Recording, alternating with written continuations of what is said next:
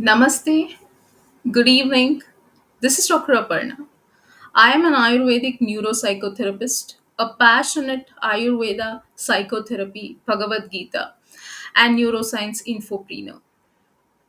In the previous session, we were discussing on memory, how to develop, train, and use it. So, continuing with the same, for whoever has missed, William Walker Atkinson is the author of the book Memory: How to Develop, Train, and Use It. So, William Walker Atkinson, he offers a comprehensive guide to enhancing memory and cognitive abilities by understanding the principles of memory, practicing effective techniques, and cultivating a positive mindset. We all can unlock the full potential of our mind.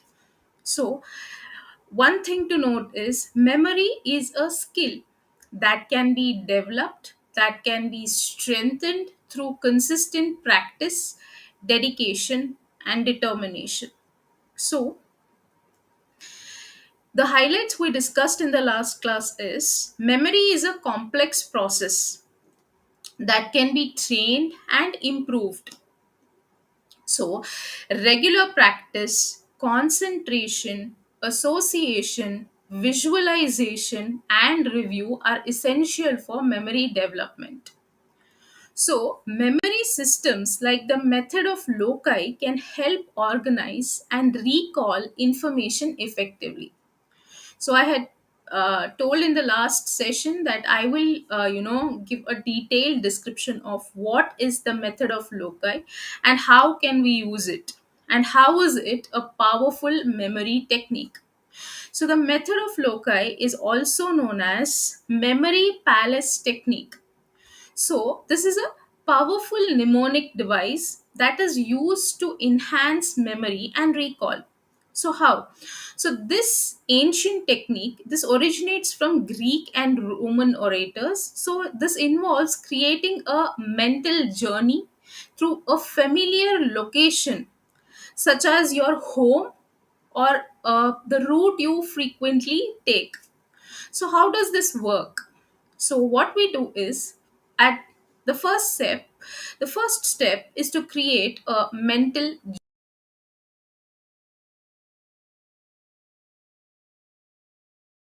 with distinct. So, this could be your home, this could be your workplace, route you often take. So, what you do then is break down this location into specific points or loci, such as rooms, hallways, or significant objects. So, what are we doing here? We are associating items with locations. So, for each item you want to remember, create a vivid mental image. So, associate this image with a specific location on your mental journey. So, that means take a mental walk. So, to recall the items, mentally walk through your chosen location, visualizing the images you associated with each locations. So, for example, let's say you want to remember a grocery list. So that includes milk, bread, eggs, cheese, apples, and other fruits. So what you do is you could use your kitchen as a as your memory palace. So for example, for refrigerator, what you do is that is a point of loci. So what you do is imagine a gallon of milk exploding inside the refrigerator. The next is the countertop. So visualize a giant loaf of bread towering over your countertop. So for every loci, you imagine a grocery item. Stove. So picture a dozen eggs frying on the stove top. Like this. Suppose pantry. Envision a giant wheel of cheese blocking the pantry door. And the fruit bowl. So imagine a giant apple overflowing from the fruit bowl. So whenever you need to recall the list, simply take a mental walk through your kitchen, so visualizing each item in its assigned location. So for this, you might feel that array grocery ka list I can remember like this only. But when you are remembering some difficult things, this was an easy example. If you are remembering some difficult chapters, some difficult terminologies, or you're remembering some difficult places, you know, this method becomes easy.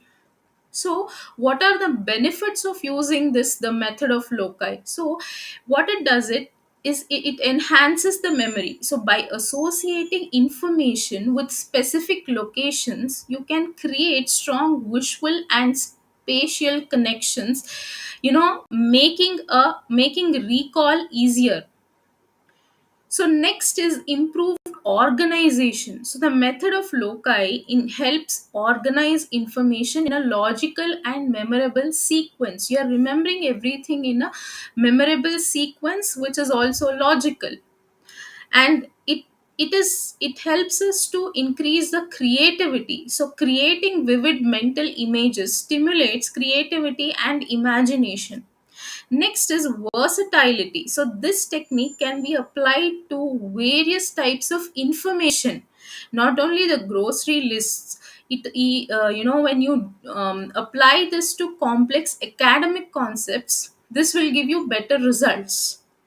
So, by mastering the method of loci, you can significantly enhance your memory and learning abilities. So, this technique can be a valuable tool for students, for professionals, and anyone seeking to improve their cognitive skills.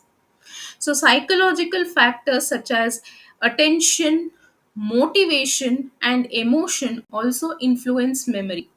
So the author says that attention, being attentive, being motivated, and having the emotion to influence, that also has an impact on memory. So memory exercises. Some of the memory exercises he talks about is engaging in regular memory exercises that can target specific areas of memory and improve overall recall. So what is that? So name memory. So practicing remembering names that can enhance your ability to recall people and their associations. So number memory, training your memory for numbers can be helpful for remembering phone numbers, for dates, and other numerical information. Next is fact memory. Exercises focused on remembering facts can improve your ability to retain and recall information from various subjects. For example, to improve your name memory, try playing a game where you meet new people and intentionally remember their names. So afterward, test yourself to see how many names you can. The next thing author says here is self-suggestion and positive affirmations can enhance memory and overall well-being.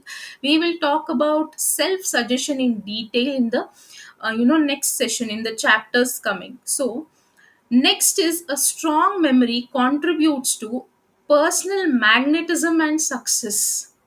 So, see, by incorporating all these techniques and principles in our daily lives, we can significantly enhance memory, and also this helps in achieving our goals. So, there are some principles for memory training. So, here Atkinson emphasizes the memory can be developed and trained like any other skill. So, the author outlines several principles that are essential for effective memory training. That means, first is attention. So, paying close attention to the information you want to remember. Next is association. That means you linking new information to existing knowledge to create a meaningful connection. So, for this, you can also use, the method of loci. Next is repetition. So, repeating information to reinforce memory pathways. The next important thing is visualization. So, creating vivid mental images to, enhance recall. So, there are some other techniques for improving memory. So, one of them is mnemonics. So, using rhymes, using acronyms, and other memory aids to make information easier to remember. And one more thing is chunking. So, breaking down information into smaller, manageable chunks. The third thing, and my favorite thing, is mind mapping. I've discussed this in number of sessions. You can go and refer my previous videos. So, mind mapping is creating diagrams that represent information hierarchically to visualize, relationships and improve recall. If you want, I link the mind mapping videos below. Please comment if you want that.